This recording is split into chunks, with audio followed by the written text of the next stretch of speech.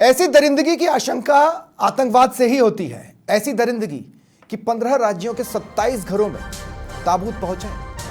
देश pope Francis के निधन पर राजकीय शोक मना रहा है और इस बीच हमने अपनों को खो दिया। कारण धर्म के नाम पर नरसंहार। इसमें कोई शक नहीं कि गलती हुई है, भारी गलती। इसका करारा जवाब भी दिया जाना जरूरी है। देश बदला मांग रहा है, पर क्या इतना भर काफी होगा?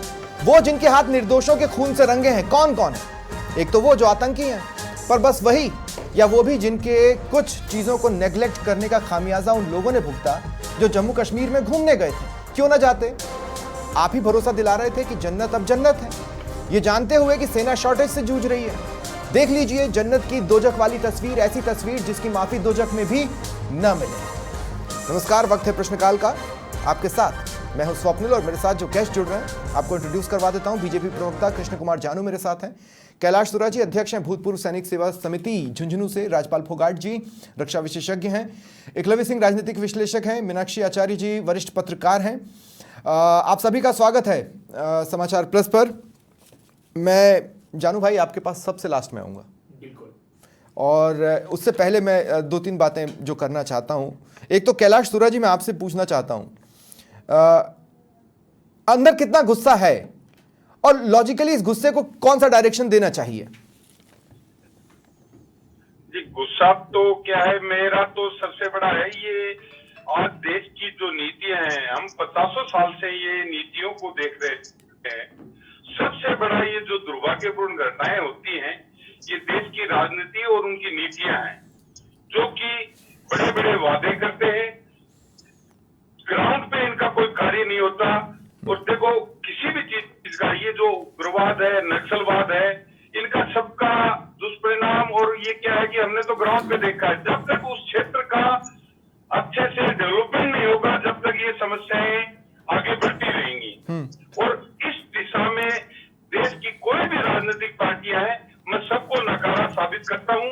और ये देश का दुर्भाग्य है कि जो ये राजनीतिक पार्टियों में जो लोग बैठे हैं, जनता जब तक ऐसे नकारा लोगों को चुनना बंद नहीं करेगी, ये दुर्भाग्यपूर्ण घटनाएं होती रहेंगी।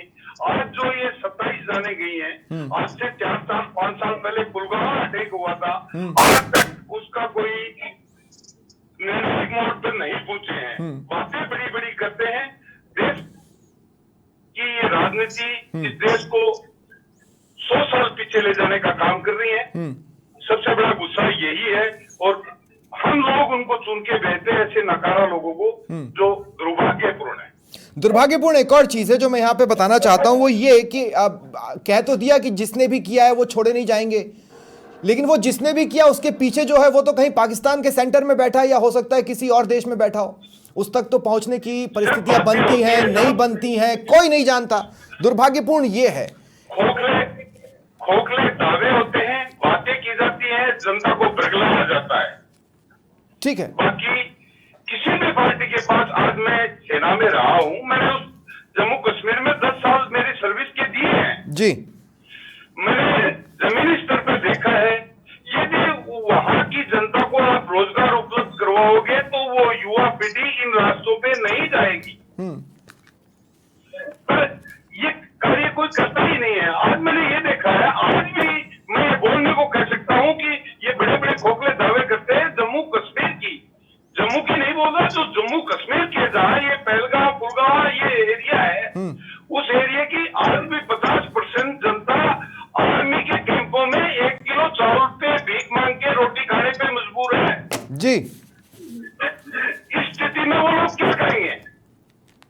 ठीक है, राजपाल फोगाट जी मैं आपसे भी पूछना चाहता हूं, आपके एक्सपीरियंस में राजपाल फोगाट जी मुझे बताइए कि जो कुछ भी हुआ क्या उसे रोका जा सकता? नहीं, मेरा उनसे संपर्क कटा है। मीनाक्षी आचार्य जी मैं आपके पास आ रहा हूं। दो शब्द जो कहे हैं कैलाश सुराजी ने, एक तो नीति और दूसरा ग्राउंड से जहां तक मैं समझ रहा हूं लोकल रिक्रूटमेंट की मैं की ओर इसको लेना चाहता हूं। लोकल रिक्रूटमेंट की क्या स्थिति है जम्मू कश्मीर में? ये किसी से छुपी नहीं, और आज से नहीं, दशकों से। इनफैक्ट मैं थोड़ा सा 90 में जाना चाहूंगी। जो हमारे जो दूसरे अभी उन्होंने वक्तव्य अपना दिया है। उन्होंने कहा है कि वहां पर बहुत ज्यादा बेरोजगारी है और वहां पे चावल, वो अभी भी 1-1 किलो चावल के लिए तरसते हैं। तो ये सारी जो परिस्थितियां, अगर वो 1990 में गए होते तो उनको पता चलता कि वहां पे और आज की जो परिस्थिति है उसमें जमीन आसमान का अंतर है। और ये जो जमीन आसमान का अंतर है, ये उसी का नतीजा है कि जो पाकिस्तान है वो बिलबिलाया हुआ है, क्योंकि वहां का जो यूथ है जिसके हाथों में ये पत्थर देते थे, सिर्फ 500 रुपए के लिए पत्थर उनके हाथों में पकड़ाते थे। आप चावल की बात करते हैं, 500 रुपए में की पत्थर पकड़ते थे, सेना के आगे ये खड़े हो जाते थे, उनकी गाड़ियों के आगे ये खड़े हो जाते थे। जितने भी वहां के राजनीतिक जो दल हैं, राजनीतिक तो नहीं, जो जितने भी JKLF और ये सारी जितने भी वहां पे अलगाववादी जितनी भी संस्थाएं रही हैं, उनके जितने भी बच्चे रहे हैं, उन्होंने विदेशों में अपनी पढ़ाई की है, उन्होंने नौकरियां की हैं। आप किसी का भी हिस्ट्री उठा के देख लीजिए, लेकिन जो आज की जो स्थिति है वो इतनी अच्छी हो गई थी, लेकिन उसी का ये नतीजा निकला है कि पाकिस्तान इतना ज्यादा बिलबिलाया हुआ है कि उसको ये लगता है कि हिंदुस्तान के जो कश्मीर है वो धीरे धीरे इनके हाथ से निकलता जा रहा है। लेकिन बड़ी अजीब सी बात है मीनाक्षी जी, जिस आतंकी संगठन का नाम सामने आ रहा है वो 2019 में बना, जिस आतंकी संगठन का नाम सामने आ रहा है वो 2019 में बना। दूसरी बात यह है कि पाकिस्तान के जनरल लगभग उसी भाषा को बोल रहे हैं जिस भाषा को कभी मुशर्रफ बोला करते थे। तो ये तो हमारे लिए जागने का तभी वक्त था, वो भी ऐसे वक्त में जब एक तरफ बांग्लादेश हमारे गले की फांस वैसे ही बना हुआ है, पाकिस्तान और चाइना का थ्रेट किसी से छिपा हुआ नहीं है, तो फिर नेग्लिजेंसी क्यों? नेग्लिजेंसी आप ये मान के चलिए ना कि नेग्लिजेंसी जब वहां पे इतने जो टूरिस्ट अभी आया है, ये मैं मानती हूँ कि नेग्लिजेंस रहा है, उनके जो बयान है उसको इतनी सीरियसली नहीं लिया गया है। क्यों नहीं लिया गया है? ये आप जो स्टेट अभी है, अभी कोई प्रेसिडेंट रूल नहीं है, आप सीधे सेंटर को आप पिन पॉइंट नहीं कर सकते हैं। एक वहां पे चुनी हुई सरकार है, चुनी हुई सरकार का भी दायित्व होता है कि जो इंटरनल अंदर की जो अंदरूनी जो खुफिया जानकारी है उसको साझा किया जाए, उनको साझा करना और वहां पे बताना उनकी भी जिम्मेदारी बनती है। तो ये जो उन्होंने इस जो डिकोड नहीं किया है, जनरल मुनीर का जो उनका बयान है उसको डिकोड नहीं किया है, उसको सीरियसली नहीं लिया है, ये एक बहुत ज्यादा दुर्भाग्यपूर्ण है। लेकिन आप ये मान के चलिए कि वहां पर जिस तरीके से आज के जो हालात थे जो अच्छे बनते जा रहे थे, बहुत ज्यादा इतनी चर्चाएं हो रही थी कि वहां पे आपको शिकारा नहीं मिल रहा है, वहां पे बुकिंग नहीं मिल रही है, आपको होटल्स नहीं मिल रहे हैं। वहां का जो हमारा जो पूरे भारत का वर्ष का जो टूरिस्ट है उनके अंदर इतना जोश था, वो जोश ऐसे ही तो नहीं आएगा। वहां पे आप जा रहे थे, आपका एक जोश दरअसल पॉलिटिकल बयानों की वजह से आया है। मीनाक्षी जी, मुझे ऐसा लगता है व्यक्तिगत तौर पे कि वो जो जोश आया है ना कि हम जम्मू कश्मीर घूमने चले, वो पॉलिटिकल बयानों की वजह से आया है। और अगर आपने भरोसा दिलाया कि वो जगह सेफ है तो आपको उस जगह को सेफ रखना था। पर्यटक सिर्फ जन्नत घूमने पहुंच गया इस भरोसे पे कि वहां सब ठीक हो चुका है। नहीं, ये कभी भी अगर हिंदुस्तान की जनता इतनी बेवकूफ होती ना तो वो पॉलिटिशियंस पे इतना इजीली भरोसा नहीं था। फिर तो आप ये मान के चलिए कि हिंदुस्तान की जनता इतनी बेवकूफ है कि किसी को भी वोट दे देती है। ऐसा नहीं है, हर किसी के पास में एक सोचने और समझने की शक्ति है कि उसको कहाँ जाना है और क्यों जाना है। ठीक है, वहीं पर बहुत सारे इतने सारे जो होटल जो अभी बन रहे हैं, लोग कहते हैं कि बाहर के लोगों ने वहां पे इन्वेस्ट नहीं किया है। हमारे ही परिवार में से 2-3 लोग हैं जिन्होंने वहां पे होटल में इन्वेस्ट किया है और आज मुझे भी लग रहा है कि वो किस तरीके से वो आगे अपना बिजनेस कर पाएंगे। Sorry to counter you ma'am, sorry to counter you, but Lok Sabha में जब ये आंकड़े प्रस्तुत किए गए कि कितने लोग इन्वेस्टमेंट के लिए आ रहे हैं और कितने लोग वहां पर जमीन खरीदने में इंटरेस्टेड हैं, वो आंकड़े बहुत उत्साहजनक तो नहीं थे। आप भी जानती हैं ये बात, मैं भी जानता हूं।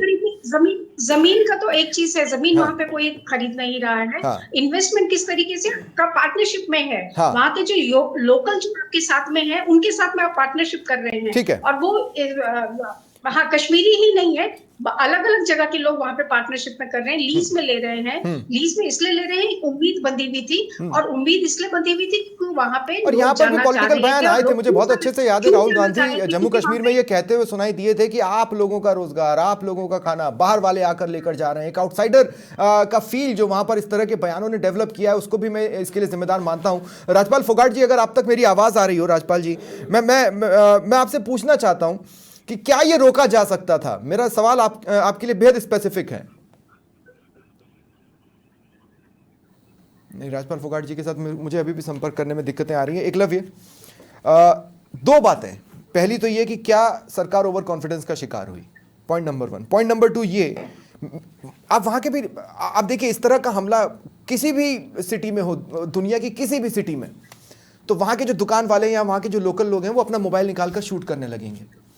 किसी एक ने शूट नहीं किया, किसी एक के हाथ में मोबाइल नहीं आया, और किसी एक के हाथ में उस मोबाइल के नहीं होने की वजह से ये हुआ कि किसी की भी लाइव तस्वीरें मिली ही नहीं है, जो मिली है वो पीड़ितों की ही मिली हैं। इन दोनों फिनोमिना पर आपका कमेंट। देखिए, आपकी बात पे आने से पहले मीनाक्षी जी की एक बात को आगे बढ़ाना चाहूँगा। उन्होंने एक बात कही कि जनता इतनी बेवकूफ़ नहीं होती। मैं मानता हूँ कि वो सही कह रही हैं, जनता इतनी बेवकूफ़ नहीं होती। इसीलिए तो कश्मीर के लोगों ने एक ऐसी सरकार को वहां पे चुना जो कि वहां पे इस्लामिक टेररिज्म करने वालों को पनाह देती है, जो खुले तौर पे सेपरेटिज्म की बात करती है, कश्मीर की आजादी पे जिनके लीडर्स बात करते हैं। तो देखिए स्वप्निल जी, एक बात को समझना बहुत जरूरी है, और जब तक हम ये नहीं समझेंगे हम कहीं नहीं पहुंचने वाले, कि दुश्मन सिर्फ बॉर्डर के उस पार नहीं होता, दुश्मन बॉर्डर के अंदर भी है। जनरल बिपिन रावत, हमारे जो स्वर्गीय सीडीएस हैं, उन्होंने 2.5 फ्रंट्स की बात करी थी। वो हाफ फ्रंट जो है ना, उसके कई एलिमेंट्स कश्मीर में आज भी मौजूद हैं, उनको एड्रेस करना पड़ेगा। नहीं तो टीवी चैनल्स पे बैठ के क्यों नहीं गया? मैं वही तो, लंबे समय से चीजें आप ही के हाथ में थी भाई। आप देखिए स्वप्निल जी, होता क्या है, अभी भी आप देखेंगे कई लोगों का, कई बड़े बड़े बुद्धिजीवियों का अगर आप रिस्पॉन्स देखेंगे तो वो कहेंगे कि this is not a time to be emotional. Bharat को बहुत कैलकुलेटेड रिस्पॉन्स देना है, ऐसा देना है कि मतलब इस बार मतलब कोई ऐसा मैसेज जाए कि आगे कभी ना हो। परंतु आप देखिए कि मतलब कब इमोशनल होंगे हम, इमोशनल कब होंगे, कब जज्बात जागेंगे? जब मेरे घर से किसी के साथ ऐसा हो जाएगा, उस दिन का वेट करूं? आपने कल की तस्वीरें देखी, वो जो एक नई शादीशुदा दुल्हन अपने पति के साथ में वहां पे बैठी हुई थी, मैं वेट करूं कि मेरी वाइफ भी कभी बैठी हो मेरे बगल में, उस दिन जज्बाती हूं मैं। तो ऐसा नहीं होता है।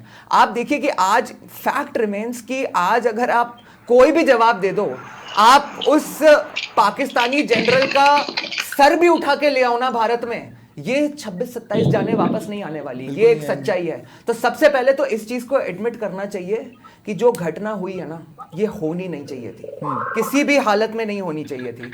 उसके बाद अब समझना चाहिए फिर बात वही है, रोका जा सकता था। अब क्यों नहीं रोका जा सकता था? स्वप्निल जी, जैसे अभी आपने एक बात कही कि यदि कहीं भी अगर देखिए, सबसे पहले तो एक बात होती है कि भाई वहां पे एक चुनी हुई सरकार है, ठीक है, तो उसमें हमारी जो देश का जो माननीय सर्वोच्च न्यायालय है, उसका भी बहुत बड़ा रोल रहा कि कब इलेक्शन कराओगे, कब इलेक्शन कराओगे। लेकिन भाई वो तो जो उनकी लॉ की अंडरस्टैंडिंग होगी, कॉन्स्टिट्यूशनल की अंडरस्टैंडिंग होगी, वो कहते रहेंगे। और कानून व्यवस्था उनके हाथ में नहीं, कभी कभी बाहर निकल के प्रेसिडेंट को भी ऑर्डर दे देंगे। लेकिन समझना क्या जरूरी है कि वहां पे एक्चुअली कानूनी सिचुएशन और आतंकवाद को लेके क्या सिचुएशन है, ये तो गवर्नमेंट को पता है ना। नहीं कराते इलेक्शन, क्या हो जाता?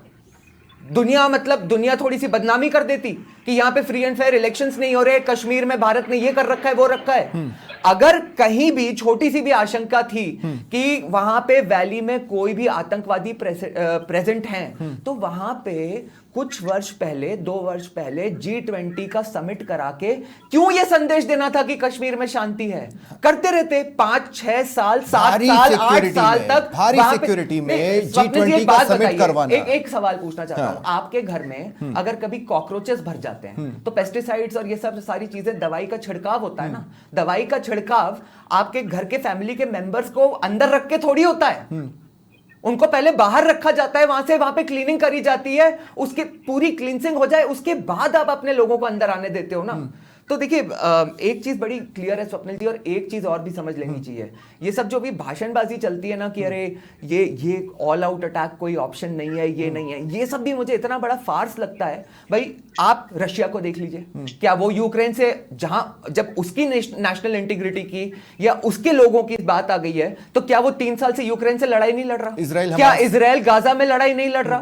तो लड़िए ना, देखा जाएगा क्या होगा। अगर आप में वो या तो भाई मतलब नहीं, मैं एक चीज कहना चाहता हूं, अगर आप स्वतंत्र तौर पर मुझसे पूछेंगे किस तरह की कार्रवाई चाहिए, तो इस तरह की कार्रवाई चाहिए साहब कि पाकिस्तान ये ना कह पाए कि वो आए तो थे लेकिन कुछ खास करके नहीं गए, सिर्फ चिड़िया उड़ा दी।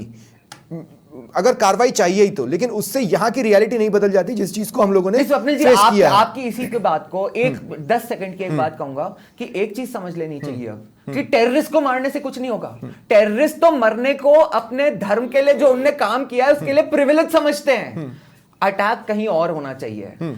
जिस तरह से पाकिस्तान के अंदर घुस के यूएस ने ओसामा बिन लादेन को मारा और आईसिस के चीफ को जिस तरह से अमेरिका ने अफगानिस्तान में घुस के मारा। एक बहुत अहम सवाल है जो मैं कृष्ण कुमार जानू जी आपसे लेना चाहता हूं। मैं ये पूछना चाहता हूं कि आपकी सरकार में ये बात किसने तय की कि हमें अभी फिलहाल मैन पावर नहीं चाहिए आर्मी में?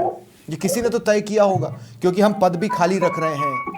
हम रिक्रूटमेंट्स को भी कोविड काल में तो हमने रोका ही था, उसके बाद हमने फोर्सेस को कट डाउन भी किया, फिर हम अग्निवीर के फॉर्मूले पर गए। हमें मैन पावर नहीं चाहिए, ये किसका ब्रिलियंट प्लान था? एक बार अगर थोड़ा सा आप प्रकाश डाल पाए।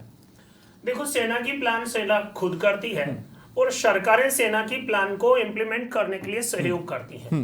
अब अगर हम हमारी सेना के विषयों पर चर्चा करने बैठे हैं तो उचित विषय है चर्चा का, लेकिन जो विषय मूल है वो ये है कि ये जो पहलगाम की घटना है क्यों हुई। आपका फेलियर है इसलिए हुई? निश्चित रूप से फेलियर हमारा अकेला नहीं है। सरकार अकेली फेल नहीं होती, नेहरू फेल समाज भी फेल होता है। अच्छा, नहीं मुझे लगा न्यायालय भी फेल होता है और मीडिया भी फेल होता है। मीडिया आतंकवादियों को हमेशा आतंकवादी बोलता है। ये आतंकवाद की घटनाएं तो सरकार रोक सकती है, पर जिहाद की घटनाएं कैसे रोकी जाए? ये आतंकवाद नहीं, यहां तो धर्म पूछा जा रहा है, कलमा पढ़ाया जा रहा है और तो और कपड़े खोल करके और खतना देखा जा रहा है। इसे आप आतंकवाद नहीं, सीधा सीधा जिहाद बोलिए। तो सर, ये और होने ये से रोक जिहाद देते ना? कश्मीर में हो रहा है। तो ये होने से रोक देते आप? किसने निश्चित रोका रूप से, आपको? निश्चित आपको रूप किसी से। ने रोका? आपके लोकल रिक्रूटमेंट की स्थिति क्या है सर? उस पर मैं जबान नहीं खोलना चाहता। दूसरी जो बात, जैसा कि लॉजिक मैंने कहा, थ्रेट असेसमेंट भी कोई चीज होती है सर। थ्रेट असेसमेंट करना सेना का काम तो नहीं है, उस जवान का काम तो नहीं है जो वहां पर खड़ा हुआ है। आपके भर्ती नहीं करने की वजह से एक एक जवान दो सेक्टर्स में अपनी सेवाएं दे रहा है। स्वप्निल जी, अगर फोर्सेस होती तो हर सेक्टर में इंडिपेंडेंट होते जो कि पहले होते थे। उसकी कमी नहीं है, बिल्कुल ये है। नैरेटिव आज कश्मीर की मस्जिदों से ऐलान किया गया है कि भाई भागिए मत, हमारा व्यापार डूब जाएगा। ये कश्मीर की मस्जिदें पहले ऐलान करती थी कश्मीरी पंडितों घर खाली करो, और आज कश्मीर की मस्जिदें क्या ऐलान कर रही हैं? सर, ये एजेंडा लायक सरकार के परिस्थितियां तो प्रयास आपने का उठा ली। परिणाम है। एजेंडा लायक परिस्थितियां तो आपने रीड कर ली। जो एजेंडा को सेट नहीं कर रहा, उन परिस्थितियों का जवाब भी तो कोई जवाब होता है ना कृष्ण कुमार जानू जी। स्वप्निल जी, देश में लोकतंत्र है और न्यायालय के आदेश पर बाध्य होकर कश्मीर में चुनाव हुए हैं। और उसी कश्मीर आप में मना श्रीनगर करते का ना भाई। सांसद क्या बोल रहा है? आपका आप उस वकील पर ध्यान क्यों नहीं दे रहे हैं? आपका वकील सुप्रीम कोर्ट में कोर्ट को ये क्यों नहीं समझा पाया कि अभी परिस्थितियां नहीं है, हम नहीं करेंगे? वो वकील तो आपका था ना। हमारा वकील क्या नहीं समझा पाया? समझाया उसे जाता है जो समझने को तैयार अच्छा। हो, जो नैरेटिव लेकर चल रहा हो, जो पूर्वाग्रह लेकर चल रहा हो, जो सरकारों को शर्मिंदगी का मैसेज देने के लिए चल रहा हो, आधी रात के लिए आतंकवादियों के लिए खुल रहा हो। अच्छा। उसको कौन क्या समझा सकता है? कश्मीर के श्रीनगर के सांसद ने बयान दिया कि ये पर्यटन नहीं, ये हमारे ऊपर सांस्कृतिक आक्रमण है। सरकार ने और वहां की सरकार ने अपने ही सांसद के इस प्रकार के भड़काने वाले बयान पर संज्ञान लेने के लिए क्यों नहीं कोशिश की? स्वप्निल जी, किसी भी भारत की सरकार को संज्ञान लेकर गाली क्या देना करती सरल है? जम्मू कश्मीर लेकिन की सरकार, पूरे संपूर्ण सिस्टम में जम्मू जो कश्मीर की विसंगतियां, उस पर सरकार ध्यान देने की जम्मू जरूरत है। कश्मीर की सरकार संज्ञान लेकर क्या कर लेती? बताइए आप। क्या नहीं कर सकती? क्या करती? क्या नहीं कर सकती? अरे क्या करती बताइए चुनी हुई ना। सरकारें अपने क्या नहीं कर कार्यकर्ताओं को सकती? सेक्टर पे लगा अगर लेती। कश्मीर की सरकार अपने कुछ नहीं कर कार्यकर्ताओं को सकती, सेक्टर्स में तो लगा देती। वहाँ क्या करती? भाजपा की सरकार क्या कर लेगी? कश्मीर में तो भाजपा की सरकार बननी नहीं है। अरे फिर पर वो क्या इंटेलिजेंस करेगी? तो आप ही का है सर। इंटेलिजेंस तो आप ही का है। इंटेलिजेंस की रिपोर्ट पर आप ही तो प्लान करेंगे। देखो, आपने क्यों असेस नहीं किया पाकिस्तान के आपने मेजर इस का विषय एक बयान? को समझने की जरूरत है। पहलगाम के जिस पर्यटन स्थल पर, जिस घाटी में ये हुआ है, हाँ। वो जंगल का एरिया है। हाँ। और वहां पर किस प्रकार का सारा सब कुछ प्लान किया गया है। और मैंने आपको फिर एक शब्द कहा है, ये आतंकवादी घटना नहीं, ये जिहादी घटना है। होगी सर। और नैरेटिव बिल्कुल ये होगी। है कि भाई यहां से भागो मत, हम आपके साथ हैं। और चुन चुन कर मुझे सिर्फ एक मारा बात भी जा रहा है। मुझे सिर्फ एक बात ये बताइए। सारे विषय हैं, मुझे सिर्फ एक जिन बात पर बताइए। संपूर्ण परिस्थितियां ये हैं कि सेक्टर 9 और सेक्टर आरआर में जवानों से ये कहा गया है कि आपको दो सेक्टर्स देखना पड़ेगा। ये परिस्थितियां क्यों बनी? ये पहले तो नहीं थी, ये परिस्थितियां बनी। ये क्यों बनी? इसके पीछे जाइए ना। मैं आपको बता रहा हूं ना, कोविड काल में 3 साल तो आपने भर्तियां वैसे ही नहीं की। करेक्ट है? स्वप्निल जी, आपके सोर्स क्या मुझे पता नहीं है, पर सेना की सर, इस प्रकार perfect की sources हैं, अधिकृत सर। प्रतिक्रिया जो है, मैं वो आर्मी अभी स्कूल तक से नहीं passed आई out कि हूं। वर्कलोड के कारण हम परेशान। वो ये देंगे ही नहीं। आर्मी ये बता ही नहीं सकती। ये असेसमेंट करने के लिए आप और हम लोग बैठे हैं सर। ये आर्मी क्यों करेगी असेस? अच्छा, आर्मी का तो खुद कहना है कि भैया भर्तियां हो जाए तो बेहतर है। आज अगर आप जंग के लिए तैयार हो रहे हैं, एक बहुत बड़ी जंग के लिए तैयार हो रहे हैं, तो आप मैन पावर की कमी के साथ तो जंग में नहीं उतरेंगे ना सर। 300 विमान आप मंगवाएंगे, 1000 मंगवाइए। जिस तरह की परिस्थितियां बन रही हैं, बांग्लादेश भी उसमें जुड़ चुका है, 300 की जगह 1000 विमान बुलवाइए, तब हम जश्न मनाएं। 300 पर क्यों जश्न मनाएं? हम क्यों ठहरे हुए हैं यहां पर? मैं एक बार रवि बिश्नोई को यहां पर लेना चाहता हूं। बहुत कम डिफेंस कॉरेस्पॉन्डेंट्स हैं इंडिया में, उन्हीं में से एक है रवि बिश्नोई। रवि, प्रॉब्लम यहां पर यह है कि थ्रेट असेसमेंट, एनालिटिक्स, और दूसरी बात जो मैंने कहा कि जो कमी है, जिसको फिल डाउन नहीं किया गया, जिसको फिलअप नहीं किया गया, ये वो बैकएंड चीजें हैं जिसको एसेस करना जरूरी है। सिर्फ पाकिस्तान को जवाब दे देना भर काफी नहीं होगा। हमें तो जवाब इस बात का भी चाहिए कि ये 27 लोग गए, ये लौट के नहीं आएंगे। उनके खून से किन किन के हाथ रंगे हुए हैं भाई? बिल्कुल स्वप्निल जी, देखिए इस हमले को हुए 24 घंटे से ज्यादा बीत चुके हैं और अब तक देश में एक भी ऐसा रक्षा विशेषज्ञ नहीं है जिसने ये नहीं कहा हो कि ये सिक्योरिटी ब्रीच है, ये इंटेलिजेंस की कमी है। और निश्चित रूप से जिस इलाके में ये हमला हुआ है वहां पर बरसों से किसी तरह की भी कोई भी सिक्योरिटी जो है वो उपलब्ध नहीं करवाई जाती। तो मैं आपकी इस बात को तो आगे बढ़ा ही रहा हूं कि निश्चित रूप से फोर्सेज ये नहीं कहेगी कि हमारे पास ये कमी है। ये कहना फोर्सेज के लिए आत्मघाती कदम होता है, उनके मनोबल को गिराना होता है। निश्चित रूप से फोर्स की कमी है, इस बात में कोई दो राय नहीं है। ये तो होगी कमी वाली बात, परंतु ये बात भी तय है कि प्रत्येक फौजी, चाहे वो रिटायर्ड हो चाहे मौजूदा फौज में हो, वो ये चाहता है कि इतने बड़े जघन्य हत्याकांड का बदला लिया जाए। परंतु आप और हमारी तरह से वो नहीं सोचते हैं सब। वो ऐसा सोचते हैं कि एक उचित समय पर उचित तरीके से इसका जवाब दिया जाएगा, जो सार्वजनिक रूप पे नहीं बताया जाता और नहीं बताया जाएगा। ये बात आपकी सही है, इस बात में कोई दो राय नहीं कि फोर्सेज में कमी आ रही है। और कहीं न कहीं देखिए, अग्निवीर जिस तरह से आया तो डिमोरलाइज कहीं न कहीं होते हैं। अग्निवीरों की पोस्टिंग ऐसी जगह नहीं होती जो ऑपरेशन से डायरेक्ट जुड़े हुए होते हैं।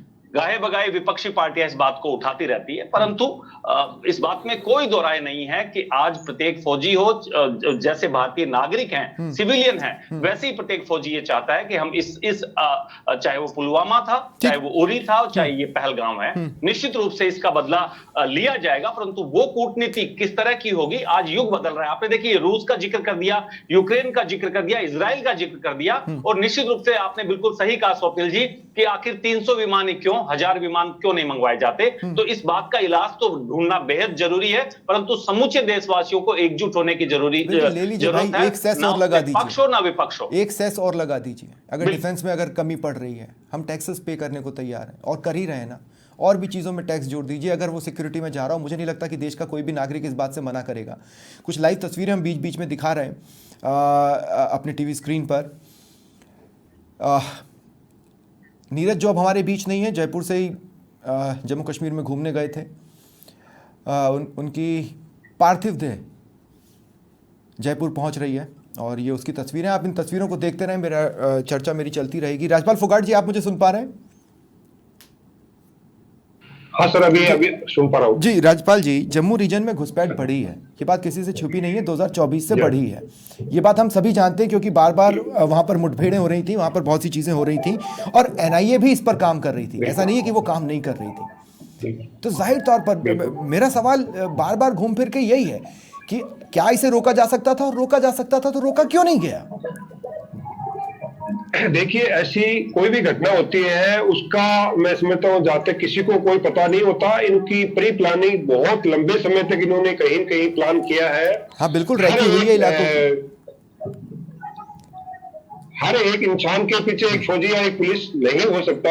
सरकार भी इतनी बड़ी घाटी, इतना बड़ा देश, भौगोलिक जो आपने देख रहे हैं कश्मीर की घाटियों में कैसी कैसी परिस्थितियां आती है, उनके अंदर ये सोचना कि सिर्फ और सिर्फ फौजी उसकी सुरक्षा कर दे या पुलिस सुरक्षा कर दे, मुझे समझ में नहीं आ रहा। मैं चाहता हूं कि वहां की जो लोकल जनता है, वहां का जो नागरिक है, आम जन, उसके अंदर ये एक स्वतंत्रता की, उसके अंदर एक ये देश प्रेम की भावना जब आएगी, जब वो बंदा जो वहां रह रहा है वो उस आतंकवाद के खिलाफ खड़ा होगा, फौज के साथ, पुलिस के साथ, तो कहीं नहीं इस देश में ऐसी घटना नहीं हो सकती। Point well taken. इसमें कुछ समय से आप देख रहे हैं कि 370 को हटाया, काफी पहले कश्मीर के अलावा भी काफी शहरों के अंदर बम ब्लास्ट वगैरह होते थे, काफी कंट्रोल किया है। मैं सरकार की नाकामी नहीं मानता। और सरकार किसकी है? देश की सरकार है। देश और सरकार मिलकर काम कर रहे हैं। लेकिन आज जो परिस्थिति बनी है, मैं झुंझुनू से हूँ जहां पर सबसे ज्यादा शहीद और सैनिक हुए, हमारे जिले के अंदर आज वो गुस्सा है, भड़क रहे हैं लोग कि आज देश के अंदर हमारे भाई वहां घूमने के लिए गए थे। पिछले 2-3 साल में कितने ज्यादा इंक्रीज हुए वहां के जो पर्यटक हैं वो गए हैं, वो कितने शांत है। वहां का जो और भी इंफ्रास्ट्रक्चर है वो काफी समृद्ध हुआ है, रेलवे लाइन है, रोडेज है। मैं चाहता हूँ कि वो ये सारी की सारी चीज क्यों हुई? देश में एक कुछ परिवर्तन आया, उसको हम सभी देख रहे हैं। मैं कोई पार्टीबाजी की बात नहीं कर रहा, लेकिन हमें ये समझ में आ रहा है कि आज भारत है वो काफी तरक्की कर रहा है।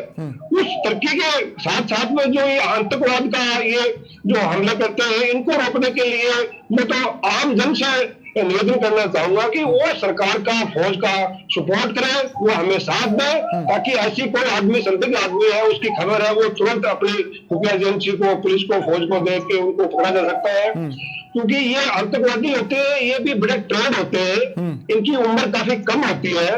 और ये तो खुद एज ए मतलब ये तो चाहते हैं कि मेरी जिंदगी खत्म है, मुझे जो करना है बेशक मैं बाद में जिंदा रहूं ना रहूं, मतलब सब कुछ समर्पित करके ये लोग निर्दोष लोगों की जान लेते हैं। और ये जो हमला हुआ है उड़ी से और पुलवामा जैसा, उससे भी बड़ा हमला मैं मानता हूँ, बहुत ही निंदनीय है हमारे सैनिकों के लिए, पूर्व सैनिकों के लिए। आपने JNK की मेंटालिटी की बात की राजपाल जी।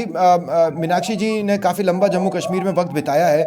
मैं JNK की मेंटालिटी को मीनाक्षी जी थोड़ा सा चाहता हूं कि आप डिकोड करके बताएं। जैसा कि मैंने एक सवाल एकलव्य से भी लिया था, उसके जवाब पर आने से पहले ही मैं गेस्ट चेंज कर गया।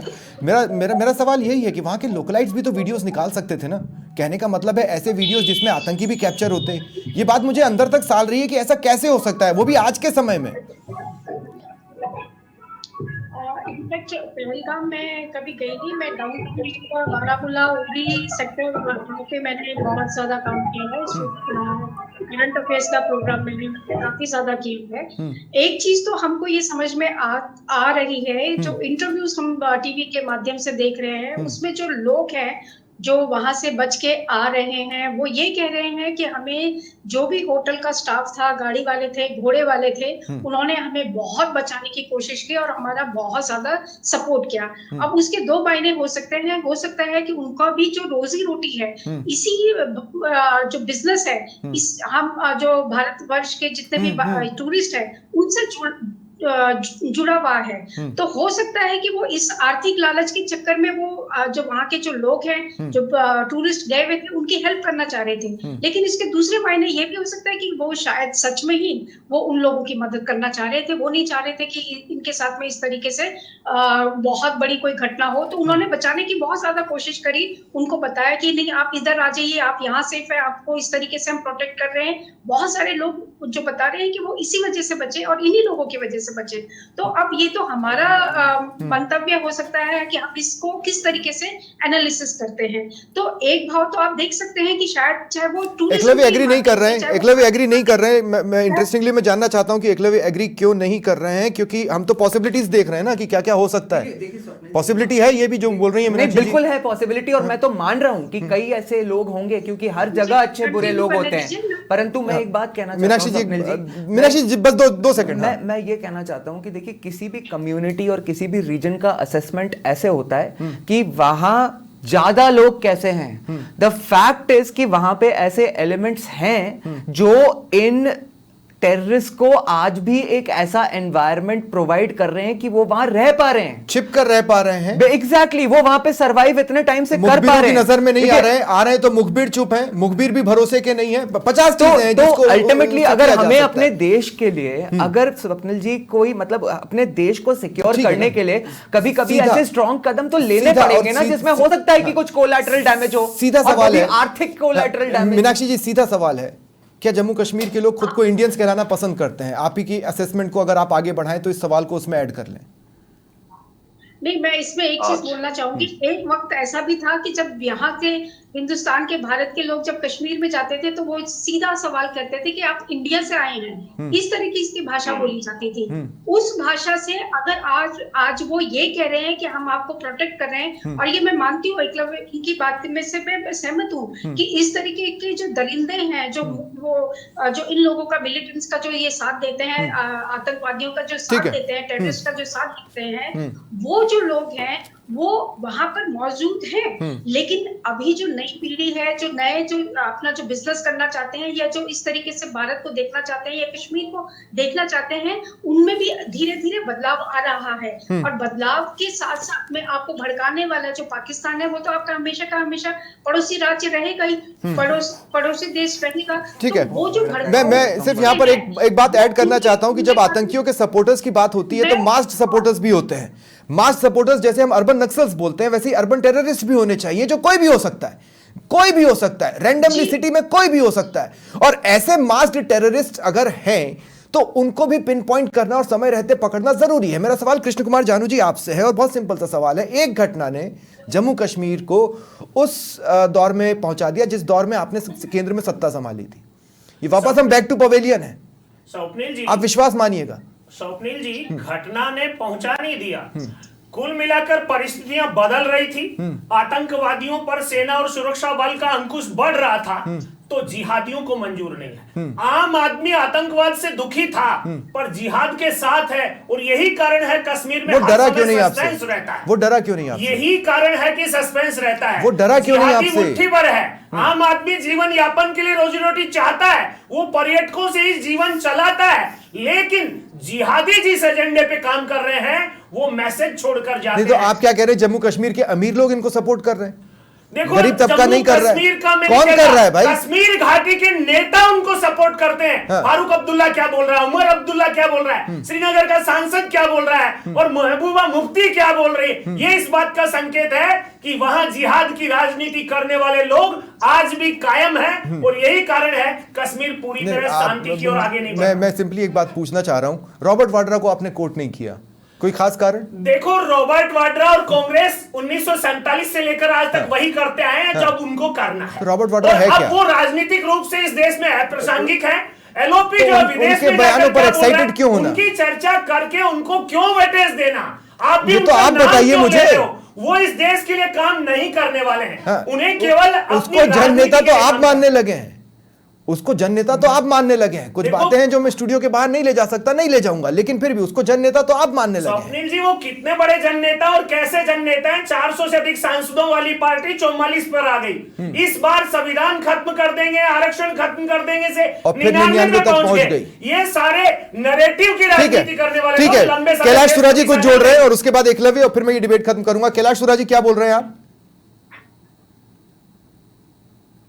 कैलाश जी आप शायद म्यूट पर हैं, आपको म्यूट हटाना होगा। बहुत बड़ी आपका देना चाहता हूँ आपको मैं। एक 71 का दौर था, 71 का दौर था, और मैं आपको एक चीज याद दिलाना चाहता हूँ, ये जो बोलने वाले लोग हैं इनको मैं नसीहत देना चाहता हूँ। ये देश की नीति है, मैं उसमें मैं मानता हूँ। ठीक है, अपने जन्म महाराष्ट्र ने पश्चिमी पाकिस्तान के लिए मना कर दिया था, अपनी नीतियों के अनुसार था। 71 से 94 तक में कोई इंसिडेंट हुआ हो तो मुझे बताइए। ठीक है, ऐसे स्ट्रॉन्ग फैसले हैं, देश की राजनीति नहीं होगी तब तक ये इंसिडेंट होते रहेंगे।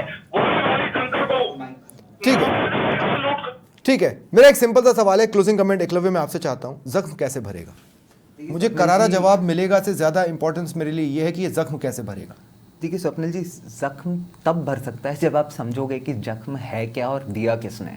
आज देखिए, मुझे ना एक बात का संतोष है कि 10 वर्ष लगे, लेकिन माननीय भाजपा प्रवक्ता ने आज पहली बार कहा कि ये आतंकवाद नहीं, ये जिहाद है। तो और मैं चाहूंगा कि ये इस बात को भी समझें, सरकार इस देश की इस बात को भी समझे कि जिहाद कब तक चलेगा। आज जो कहा है इसको हमेशा याद रखें, जिहाद तब तक चलेगा जब तक या तो जिहाद नहीं खत्म हो जाएगा, या जिहादी नहीं खत्म हो जाएंगे, या हम नहीं खत्म हो जाएंगे। तो इस बात को हमेशा याद रखना चाहिए। बात को इसको इनको और आगे ले जाना चाहिए। ये भी समझना चाहिए कि ये जो सौगातें मोदी चलाते हैं ना, ये उसी का रिटर्न गिफ्ट है। इनको ये भी ध्यान रखना चाहिए कि ये जो जन जागरण अभियान करना चाहते हैं ना, कि उस कम्युनिटी के अंदर जाके ये लोगों को बताएंगे कि ये उनके कितने बड़े शुभ चिंतक हैं। अरे हिंदुओं का जन जागरण करो, अपने सरकार के अंदर जो एलिमेंट्स छुपे हुए हैं, जो इनका सपोर्ट करते हैं। ये हार्डकोर कम्युनल सांप्रदायिक लाइन हो गई, मैं इसको एंडोर्स नहीं कर सकता। आप बोल सकते हैं, आपका व्यक्तिगत राय है। जी, हाँ। मैं तो वो बोलूंगा ना, आपके पटल पे आके मैं तो वो बोलूंगा जो मेरे व्यूज हैं। मैं देखिए बड़ा क्लियर हूं स्वप्निल जी कि आपको मतलब इस्लामिक आतंकवाद क्या होता है उसको डिफाइन करने की जरूरत है। Pakistan is not a separate entity from Islamic आतंकवाद, वो उसका गढ़ है। ओसामा बिन लादेन ने भी ये इतनी बड़ी दुनिया की सबसे बड़ी आतंकवादी घटना को अंजाम देके वो वहीं पे छुपा था, और पाकिस्तान में ही अल्टीमेटली यूएस को उसको वहां पे घुस के मारना पड़ा। तो आपको ये समझना पड़ेगा कि ये जो आतंकवाद है, जो जिहाद क्या है, इस्लामिक आतंकवाद ही जिहाद है। व्हाट यूएस डिड, क्या मोदी सरकार वो कर सकती है? कृष्ण कुमार जान, मैं तो स्वप्निल जी, देश की संसद में और देश की संसद की अनुमति के बिना धर्मनिरपेक्ष शब्द घुसाया गया था संविधान संशोधन करके, आपातकाल का खेल था। स्वप्निल जी, जब तक हम इस सुई के असर में रहेंगे, इस देश को इस प्रकार की समस्याओं का प्रियम्बल में शब्द डाला गया था। ठीक है, बहुत बहुत शुक्रिया आप सभी का मेरे साथ जुड़ने के लिए। ना भूलेंगे ना माफ करेंगे, अभी फिलहाल यही स्थिति है, बाकी का एनालिसिस उसके बाद। फिलहाल इतना ही, नमस्कार।